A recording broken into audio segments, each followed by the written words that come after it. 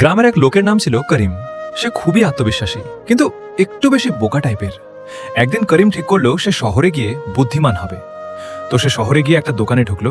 দোকানদারকে বলল, ভাই, আপনার কাছে বুদ্ধি আছে? দোকানদার একটু অবাক হয়ে বলল, বুদ্ধি আবার বিক্রি করি নাকি? করিম বলল, গ্রামে সবাই বলে শহরে সবকিছু পাওয়া যায়, তাই ভাবলাম বুদ্ধিও পাওয়া যাবে। দোকানদার বুঝলো লোকটা মজার।